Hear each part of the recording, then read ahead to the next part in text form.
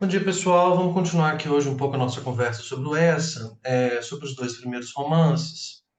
E ao invés de eu ficar aqui falando para vocês, não é, sobre os dois romances, eu queria partir logo de cara para uma leitura, na verdade, de um trecho de um dos romances e depois leia com vocês a crítica que faz o Machado de Assis ao Essa em 1878, porque eu acho que primeiro o contato com o texto dele vai ser mais interessante do que um resumão aqui dos dois romances, né? Que, enfim, vocês devem conhecer, já devem ter ouvido falar, e se não ouviram falar, vocês podem, obviamente, acessá-los com facilidade na internet, não é? Enfim, um resumo da obra não é aquilo que nos interessa. O que nos interessa é ter um contato mais próximo com o texto, e compreender as questões que estão ali em voga, né? Então, eu selecionei aqui para a gente ler do romance, né, do Essa, selecionei o último capítulo do Crime do Padre Amaro, tá? É, e a crítica do Machado de Assis ao Primo Basílio, não é? Que vai nos ajudar a entender também algumas questões estéticas, né? É, Essa última cena do romance do Essa, ela é uma cena muito comum aos romances do Essa. Essa última cena, esse tipo de última cena, vai aparecer também lá nos Maias. E é uma cena em que há um pouco um balanço e normalmente um final irônico e cético e, e que não vê saída para os problemas que ele levantou no romance, né? Então, o Crime do Padre Amaro, eu falei que não ia fazer resumo, mas eu vou acabar fazendo. Como todos vocês sabem, é um romance sobre o Padre Amaro que se muda para a cidade de Leiria, que começa um caso lá com a Amélia, não é? A Amélia era prometida, era noiva de um outro rapaz, ele começa um caso com a Amélia, o noivado da Amélia vai para água abaixo, e a Amélia engravida, e aí a Amélia morre no parto em decorrência daquela gravidez, e o filho é entregado, não é, entregue para uma fazedora de anjos, né, assim, que é essa mulher que pega o filho dos outros, um filho enjeitado, e vai cuidar dele, né, e se cuidar dele é quase sempre matá-lo, não é? É, o final do romance foi mudando ao longo das edições, né? Eu comentei na aula passada que o Essa mudava muitos romances, né? Ou seja, na primeiríssima edição do romance, do Crime do Padre Amaro, havia uma implicação muito direta de que o Amaro mata o filho, né? O Amaro mataria o bebê. Na versão definitiva do romance, na versão que nós lemos hoje, isso não está tão claro mais lá no negócio. Ou seja, na nossa versão do romance, o Amaro entrega o filho para essa fazedora de anjos e tal. Lá na versão inicial, ele mataria, ficaria mais claro que ele está matando o filho, né? É, E esse último capítulo é um capítulo que está depois que tudo já aconteceu. Ou seja, ele é um capítulo, um balanço geral de tudo depois que tudo já aconteceu, né? Vamos ver como é que acontece. É, o capítulo começa com uma referência, né, a maio de 71, ou seja, a um acontecimento histórico importante que é a Comuna de Paris, né? Ou seja, no fim de maio de 71 havia um grande alvoroço na Casa Vanesca, o Chiado, em Lisboa. O Chiado é a praça de quem manda em Portugal, né? A praça da burguesia portuguesa. Pessoas esbaforidas chegavam, rompiam pelos grupos que atulhavam a porta e, alçando-se em bicos de pés, esticavam o pescoço por entre a massa dos chapéus para a grade do balcão, onde, numa tabuleta suspensa, se colavam os telegramas da agência Avas, né? Sujeitos de faces espantadas saíam consternados, exclamando logo para algum amigo mais pacato que o esperava fora: tudo perdido, tudo a arder, né? Está se referindo aqui ao incêndio da Comuna, né? O incêndio que teria acontecido na Comuna de Paris. Dentro, na multidão de grulhas que se apertava contra o balcão, questionava-se forte. E pelo passeio no Largo do Loreto, defronte ao pé do estanco, pelo Chiado até o Magalhães. Era por aquele dia já quente do começo do verão, toda uma gralhada de vozes impressionadas, é, onde as palavras comunistas, Versalhes, petroleiros, TIRS, crime, internacional, voltavam a cada momento, lançadas com furor entre o ruído das tipóias e os pregões dos garotos gritando suplementos. Assim, a reação dessa alta burguesia à comuna de Paris, né? E ao incêndio que acontece em Paris. Com efeito, a cada hora chegavam telegramas anunciando os episódios sucessivos da insurreição batalhando nas ruas de Paris. Telegramas despedidos de Versalhes num terror dizendo os palácios que ardiam, as ruas que se aluíam, fuzilamentos em massa nos pátios dos quartéis e entre os mausoléus dos cemitérios. A vingança que ia saciar-se até a escuridão dos esgotos. A fatal demência que desvairava as fardas e as blusas, e a resistência que tinha o furor de uma agonia com os métodos de uma ciência, e fazia saltar uma velha sociedade pelo petróleo, pela dinamite e pela nitroglicerina. Uma convulsão, um fim do mundo, que 20, 30 palavras de repente mostravam num relance a um clarão de fogueira. O Chiado lamentava com a indignação aquela ruína de Paris. Recordavam-se com exclamações os edifícios ardidos, o Hotel de Ville, tão bonito, a Rua Royale, aquela riqueza. Havia indivíduos tão furiosos com o incêndio das Tulherias, como se fosse uma propriedade sua. Os que tinham estado em Paris 1 ou 2 meses abriam-se em invectivas, arrogando-se uma participação de parisienses na riqueza da cidade, escandalizados por a insurreição não ter respeitado os monumentos que lhes tinham postos a seus olhos. Vejam vocês, exclamava um sujeito gordo, o palácio da Legião de Honra destruído. Ainda não há um mês que eu lá estive com minha mulher. Que infâmia, que patifaria. A burguesia lisboeta é sócia menor da burguesia parisiense, obviamente contra o movimento insurrecional, né? Mas espalhara-se que o ministério recebera outro telegrama mais desolador. Toda a linha do Boulevard da Bastilha à Madalena ardia, e ainda a Praça da Concórdia e as avenidas dos Campos Elíseos até o Arco do Triunfo. E assim tinha a revolta arrasado, numa demência, todo aquele sistema de restaurantes, cafés-concertos, bailes públicos, casas de jogo e ninhos de prostitutas. Então houve por todo o Largo do Loreto até ao Magalhães um estremecimento de furor. Tinham, pois, as chamas aniquilado toda aquela centralização tão cômica da patuscada. Oh, que infâmia! O mundo acabava. Onde se comeria melhor que em Paris? Onde se encontrariam mulheres mais experientes? Onde se tornaria a ver aquele desfilar prodigioso de uma volta de bois? Nos dias ásperos e secos de inverno, quando as vitórias das cocotes resplandeciam ao pé dos faetons dos agentes da bolsa. Que abominação! Esqueciam-se as bibliotecas e os museus, mas a saudade era sincera pela destruição dos cafés e pelo incêndio dos lupanares, né? Aqui já começa enfim, o tom irônico, né? Ou seja, é, ele está ironizando essa burguesia, essa classe média alta lisboeta, né? É, enfim, que se esquece das bibliotecas e dos museus, porque não frequenta nem bibliotecas nem museus, e, portanto, não é educada, não é? Mas tem a saudade do café e dos prostíbulos, né? Lupanar é prostíbulo, né? Puteiro. Tem saudade das prostitutas e dos cafés, mas se esquecem dos museus, das bibliotecas. Ou seja, um povo mal educado, né? Era o fim de Paris, era o fim da França. Num grupo ao pé da Casa Vanesca, os questionadores politicavam. Pronunciava-se o nome de Proudhon, que por esse tempo se começava a citar vagamente em Lisboa como um monstro sanguinolento, né? Ou seja, a chegada do socialismo e do comunismo em Portugal, né? 40 anos, 50 anos depois que ele surge na França, né? Chegado, inclusive, não sei se eu cheguei a apontar isso na aula passada, mas chegado, inclusive, por trabalho do Antero de Quental, companheiro de geração do Essa, né?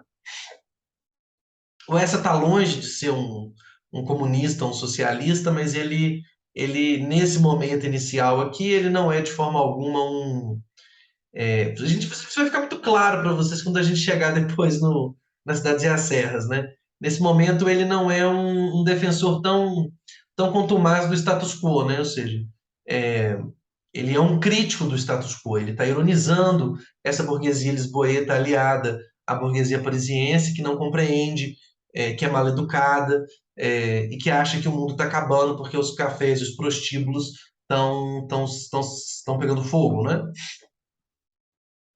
A maior parte imaginava que era ele que tinha incendiado. E aí é cômico, né? O Proudhon pondo fogo nas coisas. Mas o poeta estimado das flores e ais acudiu dizendo que, à parte as asneiras que Proudhon dizia, ainda assim, era ainda assim um estilista bastante ameno. Então o jogador França berrou: qual estilo, qual cabaça, se aqui eu pilhasse no chiado, rachava-lhe os ossos. E rachava. Depois do conhaque, o França era uma fera. Alguns moços, porém, a quem o elemento dramático da catástrofe revolvia o instinto romântico, aplaudiam a heroicidade da comuna, né? Agora vem os românticos, né? Ou seja, os burgueses ali irritados com o fim de Paris e agora os românticos, né? Vermorel abrindo os braços como um crucifixo e sob as balas que os trepassavam gritando Viva a humanidade, o velho de Lecluse, com um fanatismo de santo, ditando do seu leito de agonias as violências da resistência. Ou seja, está lidando aqui exatamente com essa, enfim, com esses jovens românticos, né? São grandes homens, exclamava um rapaz exaltado. Em redor as pessoas graves rugiam. Outros afastavam-se pálidas, vendo já suas caixas na baixa a escorrer de petróleo e a mesma casa havanesca presa de chamas socialistas, ou seja, né, as pessoas graves, preocupadas, né, as pessoas preocupadas porque aquilo podia chegar em Portugal, né. Então era em todos os grupos um furor de autoridade e repressão. Era necessário que a sociedade, atacada pela internacional, se refugiasse na força dos seus príncipes conservadores e religiosos, cercando-os bem de baionetas, ou seja, é preciso proteger militarmente, né, o status quo do mundo burguês. Burgueses, com tendas de capelistas, falavam da canalha com o desdém imponente de um Latremoille ou de um Osuna. Sujeitos, palpitando os dentes, decretavam a vingança.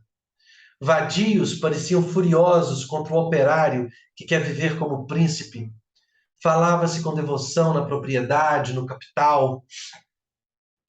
Ou seja, observem que a descrição é irônica e despropositada, né? Você imaginar que a Comuna de Paris vai chegar em Portugal, né? Que enfim, vai ter uma revolução socialista em Portugal, se nem o Proudhon tinha chegado direito ainda, né? Quem dirá, enfim, quem dirá um embasamento social daquilo, né? Do outro lado eram moços verbosos, localistas excitados, que declaravam contra o velho mundo a velha ideia, ameaçando-os de alto, propondo-se a destruí-los em artigos tremendos. Ou seja, os moços verbosos, né? Os revolucionários, eles querem destruir o mundo com artigos, né? Ou seja, observem o aspecto irônico, né?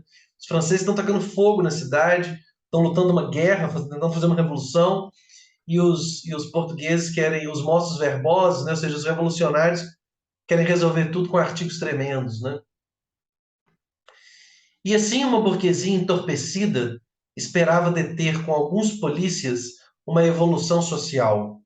E uma mocidade envernizada de literatura decidia destruir num folhetim uma sociedade de 18 séculos. Mas ninguém se mostrava mais exaltado que um guarda-livros de hotel que, do alto do degrau da casa vanesca, brandia a bengala, aconselhando à França a restauração dos Bourbons, né? Ou seja, a volta da monarquia absoluta, né? E aqui começa, na verdade, a próxima cena, né? Ou seja, isso tudo aqui é ambientação para o diálogo que vai acontecer agora, né? Ou seja, vai entrar os personagens, dois personagens do romance, né? Ou seja, ele faz essa ambientação extremamente irônica, extremamente é, é, cruel, não é, dessa burguesia lisboeta, e agora ele parte nessa ambientação para um diálogo que também vai ter marcado por muita ironia, né? Então, um homem vestido de preto, que saíra do estanco e atravessara por entre os grupos, parou, sentindo uma voz espantada que exclamava ao lado: Ó, Padre Amaro, ó, Maganão, ou seja, o homem vestido de preto é o Padre Amaro, né? Voltou-se, era o Cônego Dias, um dos padres lá um dos religiosos de Leiria, é, se não me engano, o que havia aconselhado o Padre Amaro a alugar um quarto na casa da mãe da Amélia, né? Abraçaram-se com veemência e, para conversarem mais tranquilamente, foram andando até o Largo de Camões e ali pararam, junto à estátua. E aqui esse é um outro elemento, assim, central, né? Ou seja, tem dois elementos fundamentais aqui que já estão colocados. Primeiro, esse contexto, né? Ou seja, de uma alta burguesia extremamente conservadora, propriamente absolutista e apavorada com a internacional, apavorada com a evolução social e com as demandas sociais do final do século XIX. Apavorada com o socialismo, né? E apavorada com as transformações sociais. E agora esses dois padres se encontram e eles vão conversar no Largo de Camões, ou seja, junto à estátua. Eles vão conversar junto à estátua de Camões, né? Eles vão conversar junto talvez um dos símbolos maiores de Portugal. Eles vão conversar do lado da estátua do autor, que, como a gente viu, representa exatamente o Império Português, né? Ou seja, representa a grandiosidade de Portugal e o encômio ao Império Português e que representa tudo aquilo que Portugal poderia ter sido e não foi, né? Tudo aquilo que Portugal poderia ter sido e não foi. Quer dizer, né? Essa frase ela é ingênua também, porque se não foi é porque não poderia ter sido, né? Enfim, não se trata de acidente histórico, né? Então você, quando chegou, padre mestre, tinha chegado na véspera. Trazia uma demanda com os Pimenta da Projeira, por causa de uma servidão na quinta. Tinha apelado para a relação e vinha seguir de perto a questão na capital. Ou seja, o Cônego Dias vem a Lisboa por causa de uma questão econômica, né? E você, Amaro? Na última carta dizia-me que tinha vontade de sair de Santo Tirso. Era verdade. A paróquia tinha vantagens, mas vagara Vila Franca e ele, para estar mais perto da capital, viera falar com o senhor Conde de Ribamar, o seu conde, que lá andava obtendo a transferência. Devia-lhe tudo, sobretudo a senhora Condessa, né? Ou seja, ele vem conversar com o conde sobre uma transferência para um lugar mais próximo da capital, né?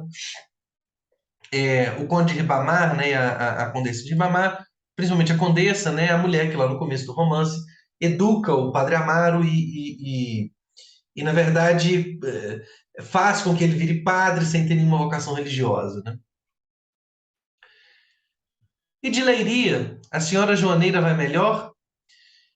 Senhora Joaneira, a amante do Cônego Dias, né? Não, coitada, você sabe. Ao princípio tivemos um susto do diabos. Pensávamos que lhe ia suceder como a Amélia. Mas não, era hidropisia. E ali o que há é a Nassarca, ou seja, ela estava ruim de saúde, mas tinha melhorado, né? Coitada, Santa Senhora. E o Natário, avelhado, tem tido seus desgostos, muita língua. E diga lá, padre mestre, o Libaninho.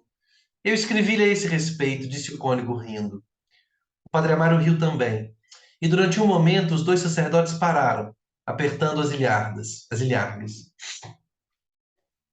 Pois é verdade, disse o cônego, a coisa tinha sido realmente escandalosa. Porque, enfim, repare o amigo que o pilharam com o sargento de tal modo que não havia a duvidar. E às 10 horas da noite, na Alameda, já é imprudência.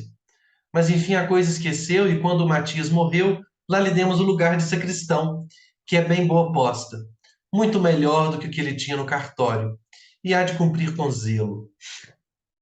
Ou seja, a igreja como esse lugar, né, em que se recolhe é, tudo isso que o Essa interpreta como ruim para a sociedade, né?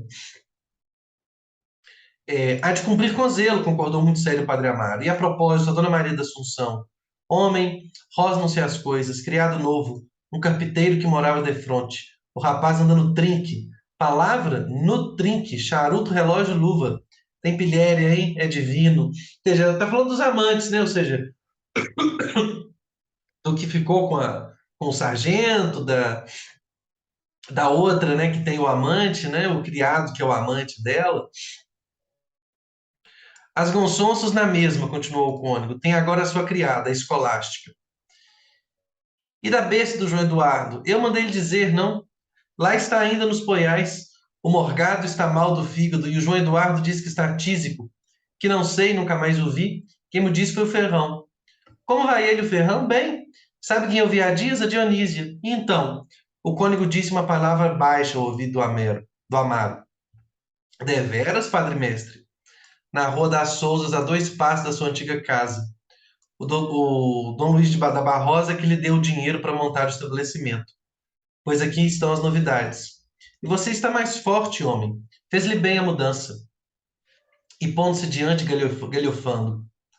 Oh, Amaro, e você, a escrever-me que queria retirar-se para a serra, ir para um convento, passar a vida em penitência. E aqui é, é, que é o elemento talvez mais interessante, né? Ou seja, não há punição. Não há punição para o Amaro, né? Não há nem culpa permanente, né? Ou seja, o Amaro, enfim, é responsável por uma tragédia significativa. Ele pensa que quer ir para o convento, que quer se punir, né? Que quer passar a vida em penitência.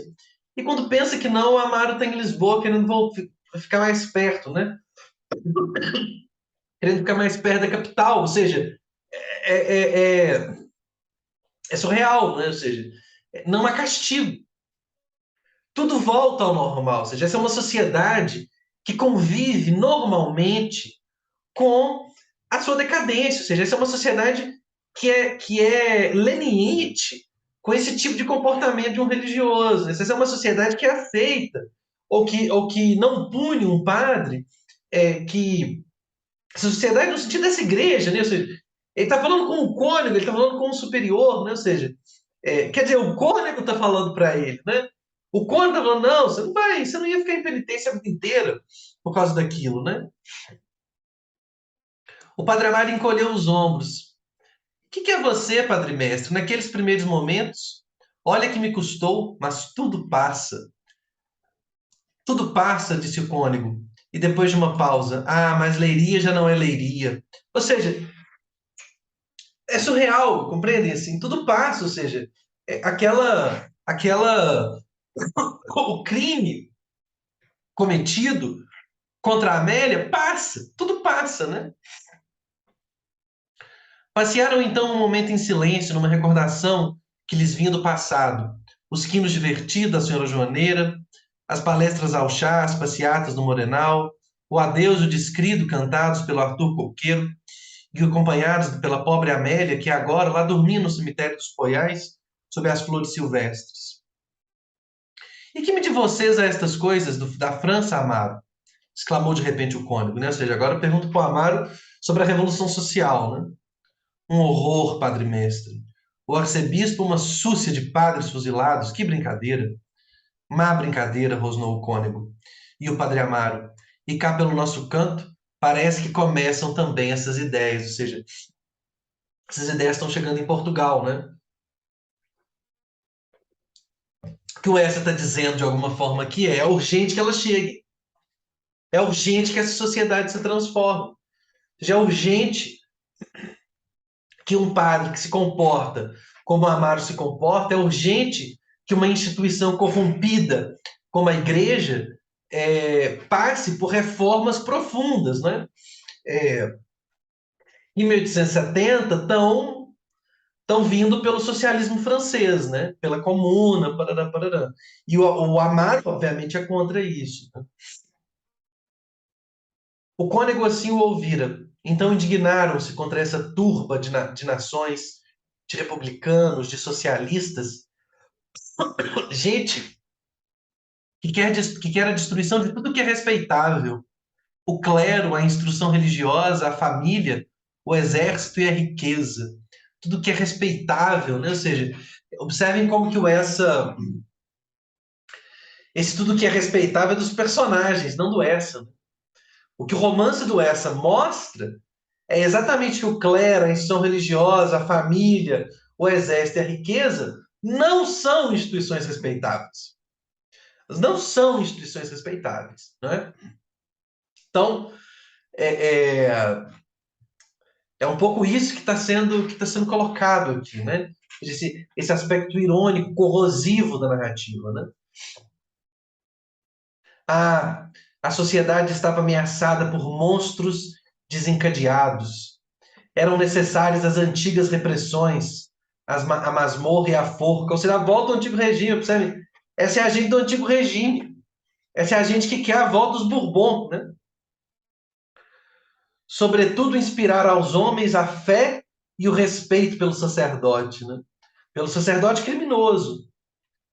Aí é que está o mal, disse Amaro, é que nos não respeitam, não fazem senão desacreditar-nos, destroem no povo a veneração pelo sacerdócio. Ora, mas não é o próprio Amaro que não respeita o sacerdócio, ou seja, não é o próprio comportamento do clero que leva o povo a desrespeitar o clero, ou seja, não é o clero que faz voto de celibato e que tem amante, não é o clero que deveria levar uma vida religiosa e que mata o filho e que vê a menina engravida e morre. Veja, não é o clero que se faz desrespeitar, compreende assim? Não é o clero, não é o Amaro que joga, que destrói a vida praticamente do noivo, da Amélia. Veja, não é o Amaro que na cena, né, tem uma cena desse romance que é impagável, né, a cena em que eles se encontram às escondidas para transar e numa das vezes o Amaro pede para que a Amélia vista o manto de Nossa Senhora, né, enquanto eles vão transar. Então, assim, não é o clero que não tem nenhuma condição social de se manter como instituição. Percebe assim? Como que o povo vai respeitar um clero, um padre? Como que o Amaro, que pega a roupa de Nossa Senhora para transar com a amante, tendo feito um voto de celibato, não é? Quer que o povo respeite, percebe assim? É nesse sentido que vai a crítica do Essa, né? É nesse sentido que vai a crítica do Essa. Caluniam-nos infamemente, disse num tom profundo Conan. Caluniam como? Se caluniam como? O que eles fizeram no romance é exatamente o que todo mundo está dizendo que eles fazem, percebe assim? Os dois são religiosos e têm amantes, né? Um mata o filho, mata o filho, né? É um assassino do próprio filho. Então, junto deles passaram duas senhoras, uma já de cabelos brancos, o ar muito nobre, a outra, uma criaturinha delgada e pálida, de olheiras batidas, os cotovelos agudos colados a uma cinta de esterilidade, puff enorme no vestido, cuia forte, tacões de pau. Cáspide, disse o cônego baixo, tocando o cotovelo no colega, né? Aquela batidinha de cotovelo. Hein, seu Padre Amaro, aquilo é que você queria confessar. A cena é maravilhosa, né? Assim, o Essa é um satirista talentosíssimo, né? Ou seja, ele fala caluniam-nos infamemente, o outro quer respeito, e um segundo depois passa uma moça, ele cutuca o Amaro e faz um comentário sacana, né? Já lá vai o tempo, padre mestre, disse o pároco rindo. Já não as confesso, senão casadas. Olhem isso, né? Assim, o confessar aqui, obviamente, é ter um caso com ela, é transar com elas, né? Ou seja, Eu já não faço como eu fazia, já não pega solteira, não entro naquela confusão, né? Eu só faço isso agora com as casadas. O cônego abandonou-se em um momento a uma grande hilariedade, mas retomou o seu ar poderoso de padre obeso, vendo Amado tirar profundamente o chapéu a um cavaleiro de bigode grisalho e óculos de ouro que entrava na praça do lado do Loreto, com um charuto cravado nos dentes e o guarda-sol debaixo dos braços. Era o senhor Conde de Ribamar. Agora chega o Conde, né, que é o padrinho político religioso do Amaro, né? Adiantou-se com bonomia para os dois sacerdotes e Amaro, descoberto e perfilado, apresentou o seu amigo, o senhor Cônego Dias, da sede Leiria. Conversaram um momento da estação, que já ia quente. Depois o padre Amaro falou dos últimos telegramas. Agora eles vão conversar com o conde sobre os telegramas que diz sobre, estão falando sobre a França, né? O estadista agitou as mãos numa desolação que lhe assombreava a face. Nem fale nisso, senhor padre Amaro, nem me fale nisso. Ver meia dúzia de bandidos destruir Paris, o meu Paris, criam vossas senhorias que tenho estado doente. Os dois sacerdotes, com uma expressão consternada, uniram-se à do estadista. E então o cônego: e qual pensa Vossa Excelência que será o resultado? O senhor Conde de Ribamar, com pausa em palavras que saíam devagar, sobrecarregadas do peso das ideias, disse: o resultado não é difícil prevê-lo.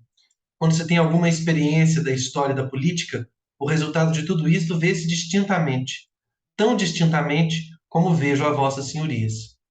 Os dois sacerdotes pendiam dos lábios proféticos do homem do governo.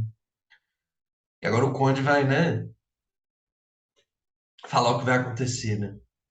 Sufocada a insurreição, continuou o senhor conde, olhando à direita de si com o dedo no ar, como seguindo, apontando os futuros históricos que a sua pupila, ajudada pelos óculos de ouro, penetrava. Sufocada a insurreição, dentro de 3 meses temos de novo o império. Se vossas senhorias tivessem visto como eu uma recepção nas Tulherias ou no Hotel de Ville nos tempos do império, haviam de dizer como eu que a França é profundamente imperialista e só imperialista. Aqui é interessante porque tem um aspecto irônico aqui também, né? Porque o Essa está escrevendo num momento em que se sabe que o Império não voltou. Ou seja, a França, depois da Comuna, é a Terceira República, né? Vem a República. O comentário é irônico porque, enfim, ele está dizendo, olha, essa República não seria tão parecida com o Império, né? Ou seja, essa República não tem o mesmo caráter repressor do próprio Império, né? Temos, pois, Napoleão III. Ou talvez ele abdique e a imperatriz tome a regência na minoridade do príncipe imperial. Eu aconselharia antes, e já o fiz saber, que era esta talvez a solução mais prudente. Como consequência imediata, temos o Papa em Roma, outra vez senhor do poder temporal. Eu, a falar a verdade, e já o fiz saber, não aprovo uma restauração papal. Mas eu não lhes estou aqui a dizer o que aprovo ou o que reprovo. Felizmente não sou dono da Europa. Seria um encargo superior à minha idade e às minhas enfermidades. Estou a dizer o que a minha experiência da política e da história me aponta como certo. Dizia eu, a imperatriz no trono da França, Pio IX no trono de Roma, aí temos a democracia esmagada entre estas duas forças sublimes. E creiam vossas senhorias, um homem que conhece a sua Europa e os elementos de que se compõe a sociedade moderna, creiam que depois deste exemplo da Comuna, não se torna a ouvir falar de república, nem de questão social, nem de povo, nestes 100 anos mais chegados. Ou seja, durante 100 anos a memória daquilo vai impedir a irrupção de novos movimentos. Né? Deus Nosso Senhor o ouça, senhor Conde, fez comunção o cônego. Mas Amaro, radiante de se achar ali numa praça de Lisboa, em conversação íntima com um estadista ilustre, perguntou ainda, pondo nas palavras uma ansiedade de conservador assustado. E crê Vossa Excelência que essas ideias de república, de materialismo, se possam espalhar entre nós? O conde riu e dizia, caminhando entre os dois padres, até quase junto das grades que cercam a estátua de Luís de Camões. Eles estão do ladinho do Camões, né? Não lhes deis cuidado, meus senhores, não lhes deis cuidado.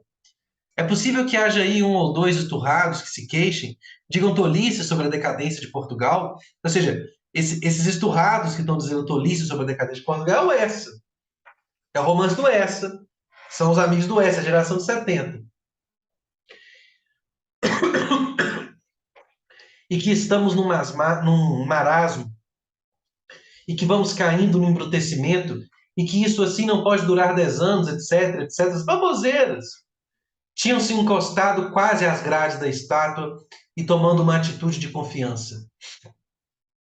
A verdade, meus senhores, é que os estrangeiros invejam-nos. E o que vou dizer não é para lisonjear a vossas senhorias, mas enquanto neste país houver sacerdotes respeitáveis como vossas senhorias, Portugal há de manter com dignidade o seu lugar na Europa.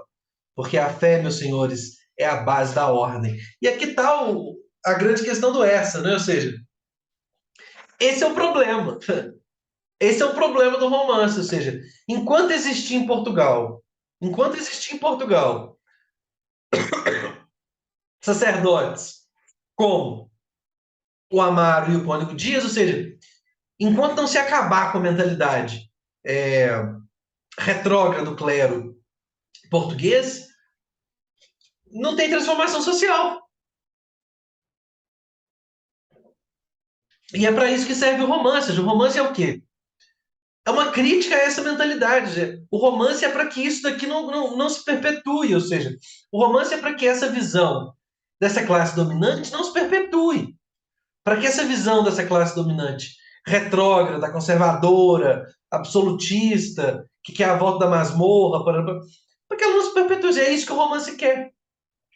O romance ele quer ser uma bomba que destrua completamente essa estrutura social. Sem dúvida, senhor Conde, sem dúvida, disseram com força os dois sacerdotes.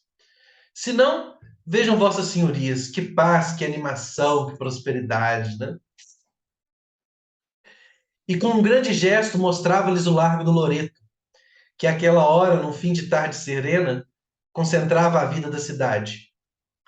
Tipóias vazias rodavam devagar, pares de senhoras passavam, de cuia cheia e tacão alto, com os movimentos derreados, a palidez clorótica de uma degeneração de raça.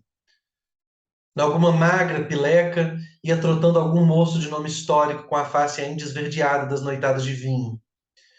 Pelos bancos de praça, gente estirava-se num torpor de vadiagem. Ou seja, que paz, que animação, que prosperidade. E ele descreve uma paisagem desolada, né? Um carro de bois aos solavancos, sobre as suas altas rodas, era como o símbolo de agriculturas atrasadas de séculos. Fadistas gingavam de cigarro nos dentes. Algum burguês enfastiado lia nos cartazes o anúncio de operetas obsoletas. Nas faces enfesadas de operários havia como a personificação das indústrias moribundas. E todo este mundo decrépito se movia lentamente, sob um céu lustroso de clima rico, entre garotos apregoando a lotaria e a batata pública, e rapazitos de voz plangente oferecendo o jornal das pequenas novidades.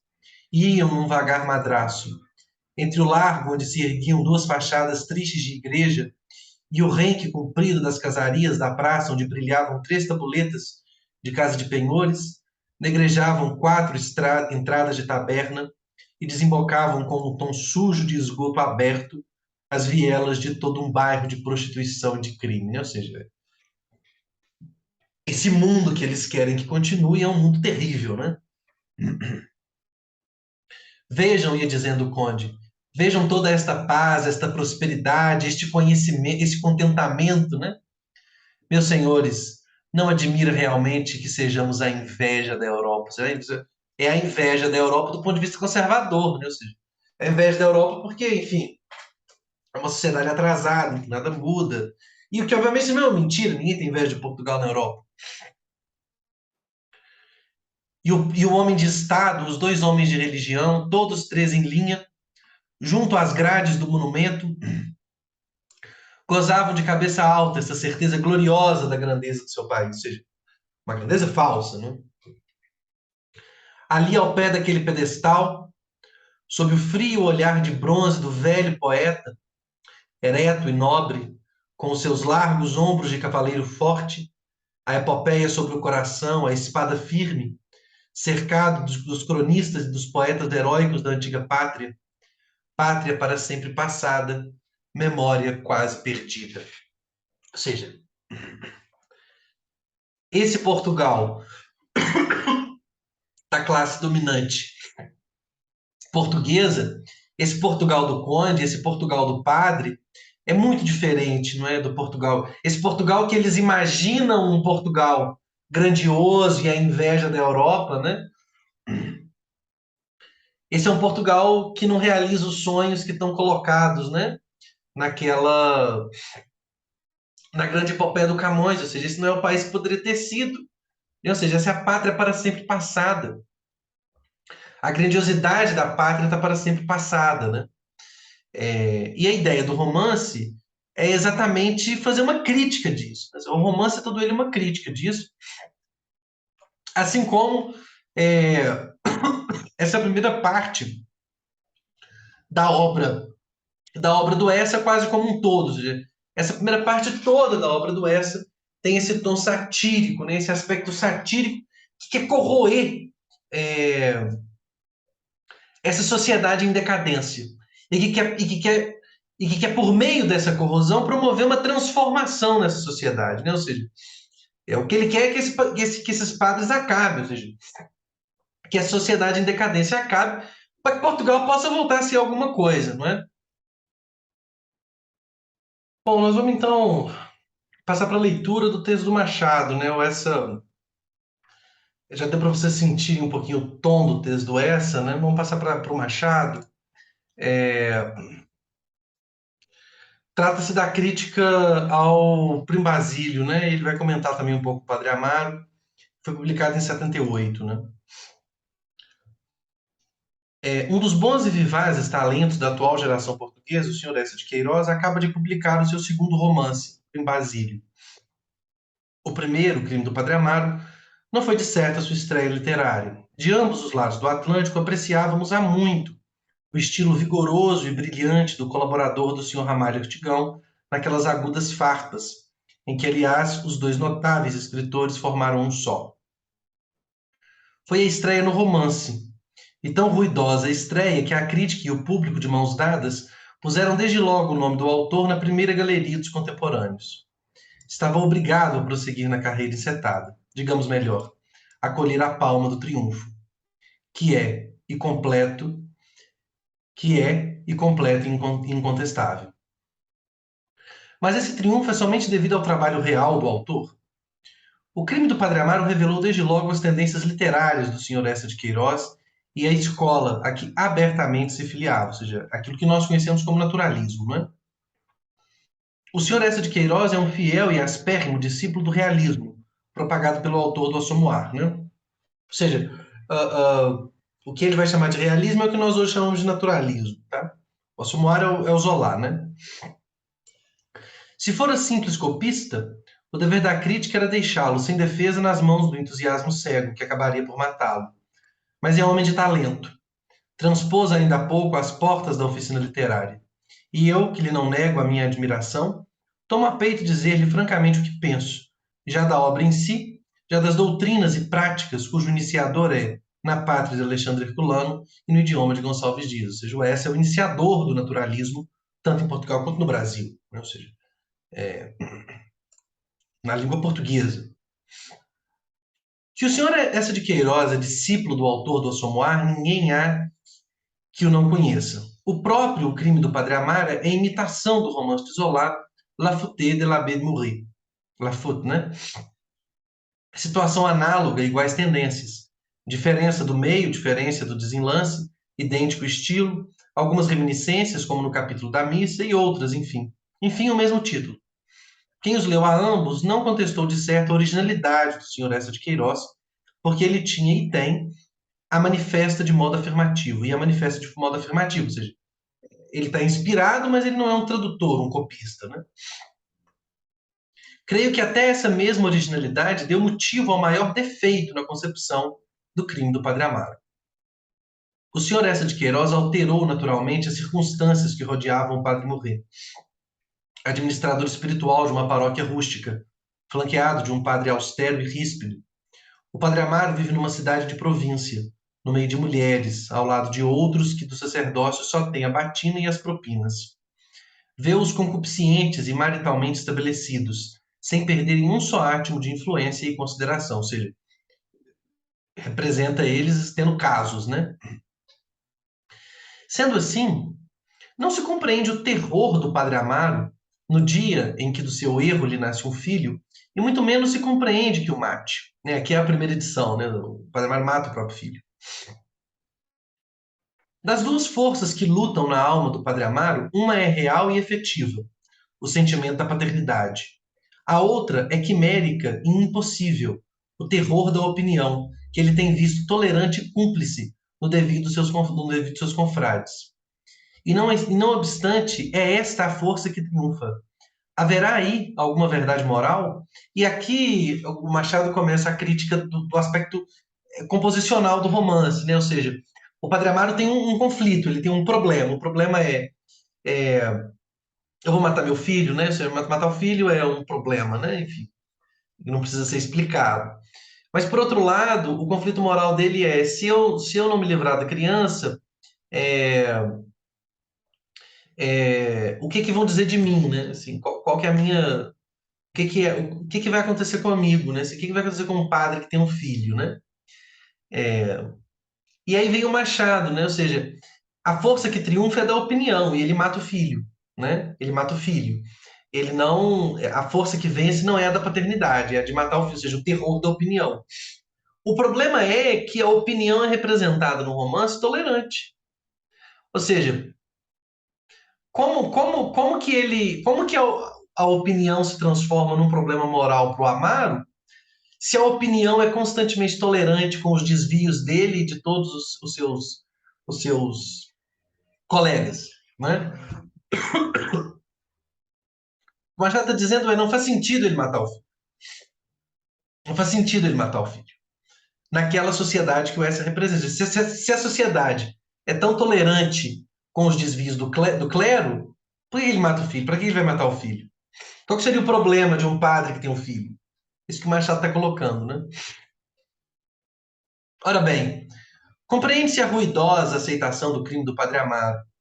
Era realismo implacável, consequente, lógico, levado à puerilidade e à obscuridade.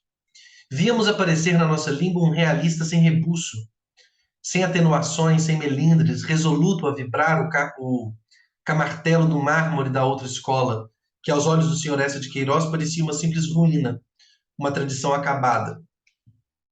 Não se conhecia no nosso idioma aquela reprodução fotográfica e servil das coisas, mínimas e ignóbeis. O naturalismo, né? A representação das coisas pequenas, né? Pela primeira vez aparecia um livro em que o escuso e digamos o próprio termo, pois tratamos de repelir a doutrina, não o talento e menos o homem, em que o escuso e o torpe eram tratados com um carinho minucioso e relacionados com uma exação de inventário, né? Ou seja, o Essa faz questão de representar os aspectos baixos daquela sociedade, né? Esse negócio daqui é interessante, né? Porque o que o Machado, o aspecto polido da crítica do Machado, né? Ou seja, ele vai repelir a doutrina, né? Não o talento. Ou seja, o Egas de Queiroz é talentoso, ele não vai repelir o talento. E também não vai repelir o homem é essa, que está falando da doutrina literária, né? A gente de gosto leu com prazer alguns quadros, excelentemente acabados, em que o senhor Essa de Queiroz esquecia por minutos as preocupações da escola. E ainda nos quadros que lhe destoavam, achou mais um rasgo feliz, mais uma expressão verdadeira. A maioria, porém, atirou seu inventário, ou seja, aquela coisa do naturalismo, né, de ir inventariando, de fazer um reflexo fotográfico da sociedade, né? Pois que havia de fazer a maioria se não admirar a fidelidade de um autor que não esquece nada e não oculta nada? porque a nova poética é isto, e só chegará à perfeição no dia em que nos disser o número exato dos fios de que se compõe um lenço de cambraia ou um esfregão de cozinha. Quanto à ação em si e os episódios que a esmaltam, foram um dos atrativos do crime do Padre Amaro e o maior deles. Tinham um mérito de pombo defeso. E tudo isso, saindo das mãos de um homem de talento, produziu o sucesso da obra. Certo da vitória, o Sr. Eça de Queiroz reincidiu no gênero e trouxe-nos o primo Basílio, cujo êxito é evidentemente maior que o do primeiro romance, sem que, aliás, a ação seja mais intensa, mais interessante ou vivaz, nem mais perfeito o estilo. A quem atribuir a maior aceitação? A que atribuir a maior aceitação desse livro? Ao próprio fato da reincidência, e outro assim, ao requinte de certos lances que não destoaram do paladar público. Talvez o autor se enganou em um ponto. Uma das personagens que maior impressão fizeram no crime do Padre Amaro foi a palavra de calculado cinismo dita pelo herói.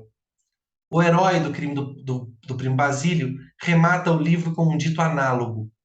E se no primeiro romance é ele característico e novo, no segundo é já rebuscado, tem um ar de clichê, enfastia. O primo Basílio tem também um final semelhante a esse, né? Excluído esse lugar, a reprodução dos lances do estilo é feita como artifício necessário para lhes dar novo aspecto e igual impressão. Vejamos o que é o Prim Basílio e comecemos por uma palavra que há nele. Um dos personagens, Sebastião, conta a outro o caso de Basílio, que, tendo namorado Luísa e solteira, estivera para casar com ela, mas falido o pai, veio para o Brasil, onde escreveu desfazendo o casamento. Mas é a Eugênia Grandet, exclamou outro. O senhor Eça de Queiroz incumbiu-se de nos dar o fio de sua concepção. Disse talvez consigo. Balzac separa os dois primos depois de um beijo, aliás, o mais casto dos beijos. Carlos vai para a América, a outra fica e fica solteira. Se a casássemos com outro, qual seria o resultado do encontro dos dois na Europa? Se tal foi a reflexão do autor, devo dizer, desde já, que de nenhum modo plagiou os personagens de Balzac. A Eugênia, deste, a provinciana singela e boa, cujo corpo, aliás, robusto, encerra uma alma apaixonada e sublime, nada tem com a Luísa, do Sr. Eça de Queiroz. Na Eugênia, há uma personalidade acentuada, uma figura moral, que por isso mesmo nos interessa e empreende. A Luísa, força dizê-lo, a Luísa é um caráter negativo, e no meio da ação ideada pelo autor, é antes um títere do que uma pessoa moral. E aqui tem a questão que ele também estava colocando com o Amaro, né? Ou seja, a crítica do Machado ao Lessa, e isso é o que eu quero que a gente retenha, é, na verdade, que os personagens são títeres. Né? Ou seja, o personagem é um títere, é antes um títere do que uma pessoa moral. O títere ele é um boneco que você controla, né? Ou seja, o personagem, o Essa não conseguiria, segundo o Machado, desenvolver os conflitos morais dos personagens de forma plena. Ou seja, lá no Crime do Padre Amaro, ele comete um erro na caracterização psicológica do personagem. Né? Isso que o Machado está chamando de moral, nós chamaríamos de questão psicológica. Ou seja, o Essa não trata, não consegue tratar de forma adequada a psicologia dos personagens. Né? Ou seja, a Luísa não tem força moral, não tem força psicológica, diferente da Eugênia Grandet do Balzac, né? Repito, é um títere. Não quero dizer que não tenha nervos e músculos. Não tem mesmo outra coisa. Não lhe peçam paixões nem remorsos, menos ainda consciência. Casada com Jorge, faz este uma viagem ao Alentejo, ficando ela sozinha em Lisboa. Aparece-lhe o primo Basílio, que a amou e solteira. Ela já o não ama. Quando leu a notícia da chegada dele 12 dias antes, ficou muito admirada. Depois foi cuidar dos coletes do marido. Agora que o vê, começa por ficar nervosa. Ele lhe fala das viagens, do patriarca de Jerusalém, do Papa, das luvas de 8 botões, de um rosário e dos namoros de outro tempo. Diz-lhe que estimara ter vindo justamente na ocasião de estar o marido ausente. Era uma injúria. Luísa fez-se escarlate, mas a despedida dá-lhe a mão a beijar. Dá-lhe até a entender que o espera no dia seguinte. Ele sai. Luísa sente-se afogueada, cansada. Vai despir-se diante de um espelho, olhando-se muito, gostando de se ver branca. À tarde e à noite, gasta-as a pensar ora no primo, ora no marido. Tal é o intrólito de uma queda que nenhuma razão moral explica, nenhuma paixão, sublime ou subalterna, nenhum amor, nenhum despeito, nenhuma perversão sequer. Luísa resvala no lodo sem vontade, sem repulsa, sem consciência.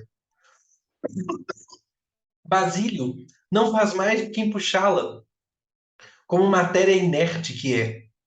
Uma vez rolada ao erro, como nenhuma flama espiritual a atenta, não acha ali a saciedade das grandes paixões criminosas. Rebolca-se simplesmente. Ou seja, o que o Machado está falando para a gente é a Luísa trai o marido e vai ter um caso com o Basílio sem motivo. Ou seja, não há um desenvolvimento psicológico, não há consciência. Não há conflito moral, ela não se coloca o conflito, né? O essa foge ao conflito e chama a atenção para a questão que a escola naturalista pretende, ou seja, os fatos da vida material, não é? Enfim, a resposta que o essa daria para isso daqui talvez fosse a seguinte: ora, a Luísa não tem conflito porque ela está respondendo ao seu desejo, né? Ou seja, a resposta que o essa e o naturalismo dá para esse tipo de crítica é, ora, a Luísa, ela tem desejo sexual, as pessoas têm desejo sexual, ela não precisa ter nenhum conflito moral para ter desejo sexual pelo primo e para ter um caso com o primo, né? Assim, essa ligação de algumas semanas, que é o fato inicial e essencial da ação, não passa de um incidente erótico sem relevo, repugnante, vulgar. Que tem o leitor do livro com essas duas criaturas sem ocupação nem sentimentos? Positivamente nada. E aqui chegamos ao defeito capital da concepção do Sr. Eça de Queiroz. A situação tende a acabar, porque o marido está prestes a voltar do Alentejo e Brasília começa a enfastiar-se. E já por isso, já porque o instiga um companheiro seu, não tardará a tresladar-se a Paris. Interveio neste ponto uma criada. Juliana, o caráter mais complexo e verdadeiro do livro. Juliana está enfadada de servir. Espreita em um meio de enriquecer depressa. Logra apoderar-se de 4 cartas. É o triunfo, é a opulência. Um dia em que a ama lhe ralha com aspereza, Juliana denuncia as armas que possui. Luísa resolve fugir com o primo, prepara um saco de viagem, mete dentro alguns objetos, entre eles um retrato do marido. Ignoro inteiramente a razão fisiológica ou psicológica desta preocupação de ternura conjugal. Deve haver alguma. Em todo caso, não é aparente. Não se efetua a fuga porque o primo rejeita esta complicação. Limita-se a oferecer o dinheiro para reaver as cartas. Dinheiro que a prima recusa. Despede-se e retira-se de Lisboa. Daí em diante, o cordel que move a alma inerte de Luísa passa das mãos de Basílio para as da criada. Juliana, com a ameaça nas mãos, obtém de Luísa tudo o que lhe rouba. Que lhe troque a alcova, que lhe forre a palhinha, que a despense de trabalhar. Faz mais. Obriga a varrer, a engomar, a desempenhar outros mistérios imundos. Um dia Luísa não se contém, confia tudo a um amigo de casa, que ameaça a criada com a polícia e a prisão, e obtém assim as fatais letras. Juliana sucumbe a um aneurisma. Luísa, que já padecia com a longa ameaça e perpétua humilhação, expira alguns dias depois. Um leitor perspicaz terá já visto a incongruência da concepção do Sr. Eça de Queiroz e a inanidade do caráter da heroína. Suponhamos que tais cartas não eram descobertas ou que Juliana não tinha malícia de as procurar, ou enfim, que não havia semelhante fâmula em casa, nem outra da mesma índole. Estava acabado o romance porque o primo enfastiado seguira para a França e Jorge regressaria do Alentejo. A personagem não tem nenhum tipo de real desenvolvimento psicológico, não é?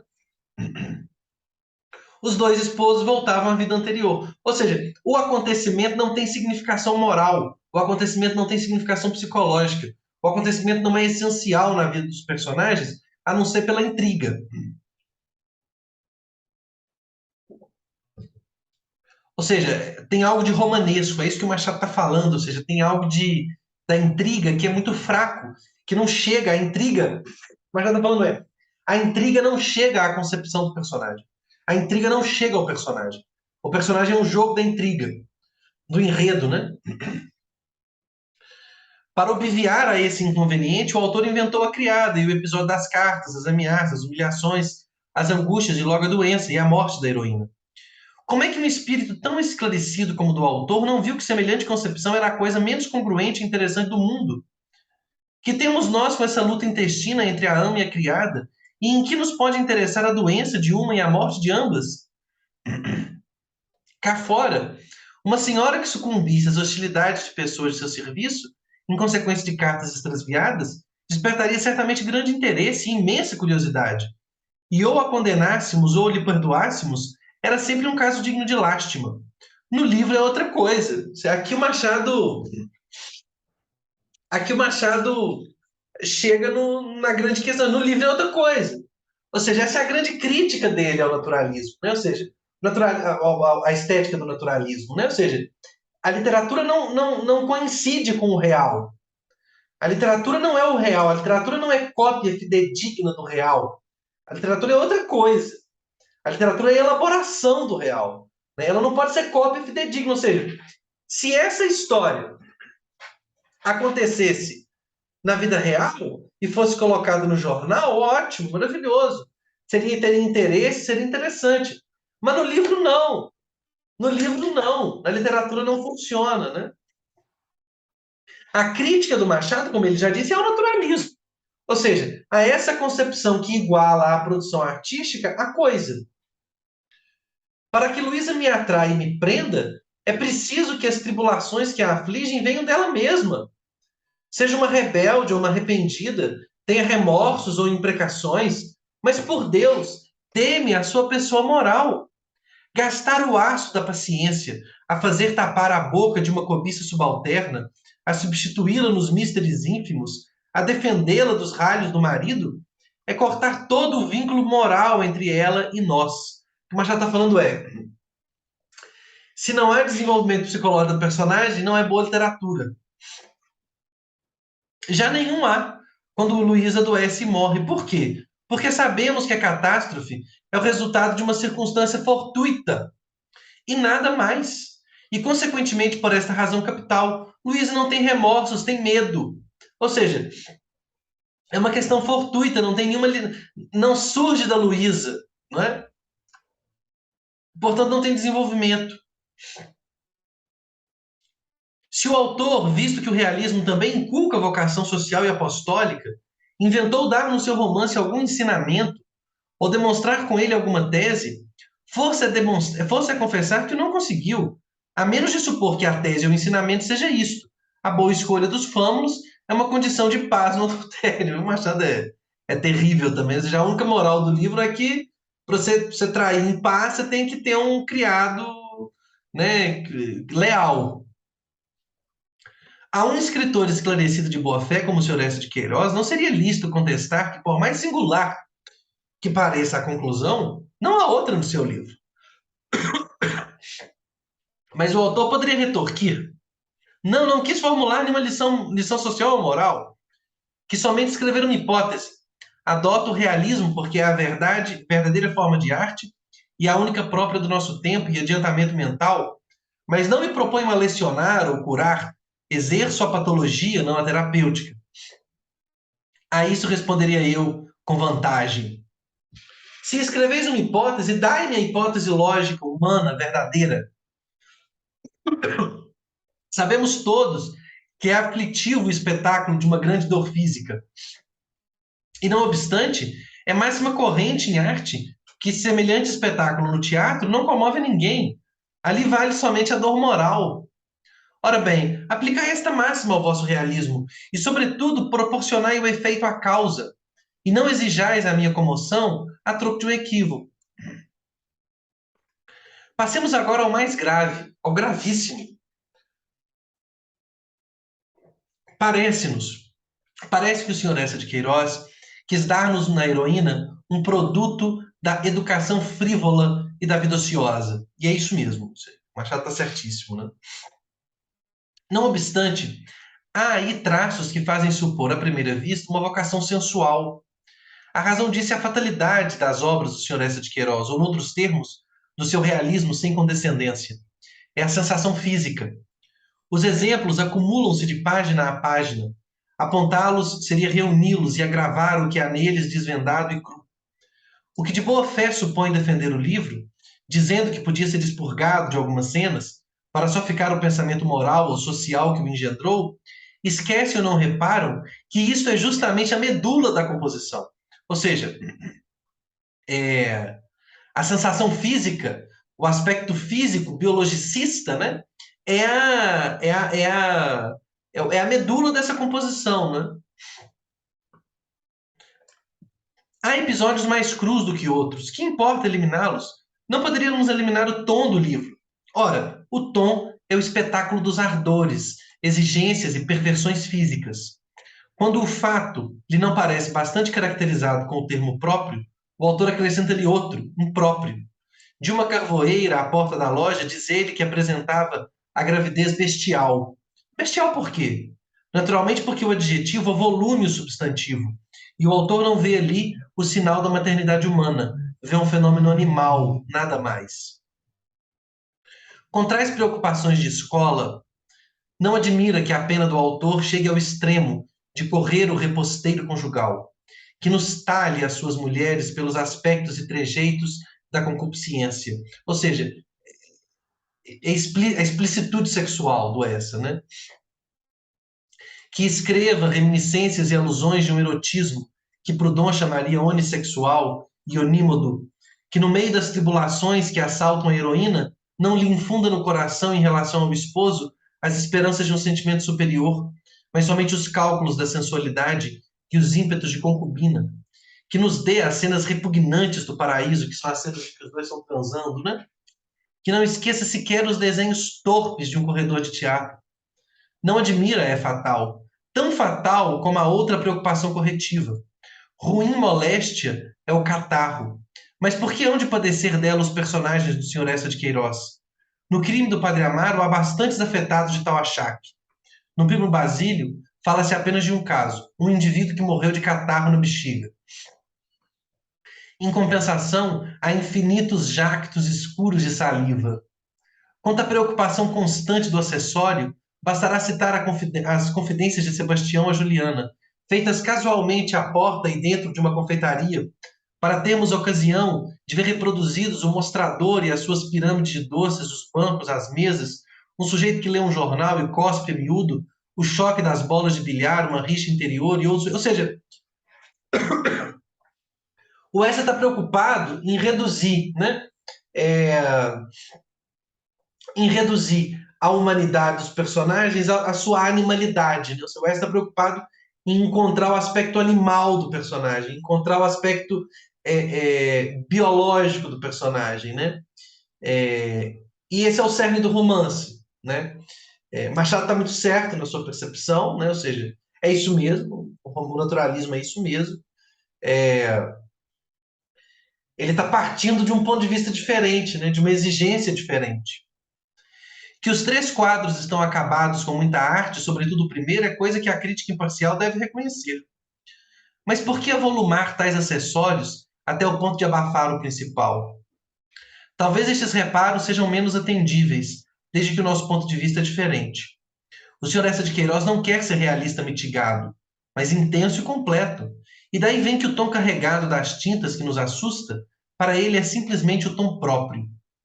Dado, porém, que a doutrina do Sr. Essa de Queiroz fosse verdadeira, ainda assim cumpria não acumular tanto as cores, nem acentuar tanto as linhas. E quem o diz é o próprio chefe da escola, de quem li há pouco e não sem pasmo, que o perigo do momento realista é haver quem suponha que o traço grosso é o traço exato, do Zola, né?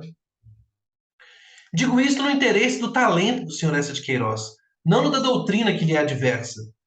Porque a esta o que mais importa é que o Sr. Essa de Queiroz escreva outros livros como o Primo Basílio. Se tal suceder, o realismo na nossa língua será estrangulado no berço, e a arte pura, apropriando-se do que ele contiver aproveitável, porque o há, quando se não desempenha no excessivo, no tedioso, no obsceno e até no ridículo, a arte pura, digo eu, voltará a beber aquelas águas sadias do Monge de Cister, do Arco de Santana e do Guarani, ou seja, as obras do romantismo. Ou seja, se o realismo não resolver esses problemas de concepção, senão vai todo mundo continuar no, vai todo mundo continuar no romantismo. A atual literatura portuguesa é assaz rica de força e talento para podermos afiançar que este resultado será certo e que a herança de Garrett se transmitirá intacta às gerações vindouras. Aqui o Machado começa, na verdade, um outro artigo, né? Que nós não vamos ler. Mas eu acho que aqui já fica muito claro a posição do Machado em relação, é, em relação ao essa e principalmente em relação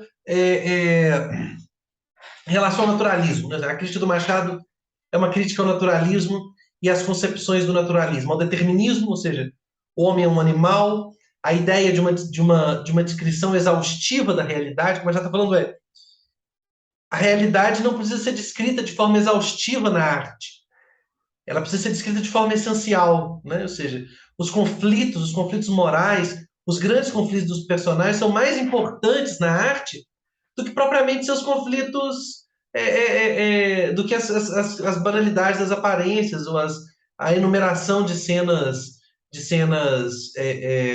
chocam o leitor, né?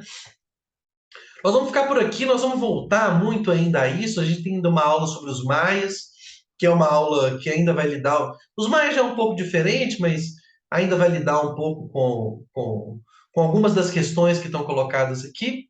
Mas aqui acho que já deu para vocês sentirem um pouquinho essa e sentirem um pouquinho as críticas, né? Assim, o espírito crítico que existe em relação ao naturalismo de forma geral e ao essa no caso do nosso Machado de Assis. Pessoal, dúvidas nos comentários, façam os comentários. Próxima aula a gente continua. Obrigado e até mais.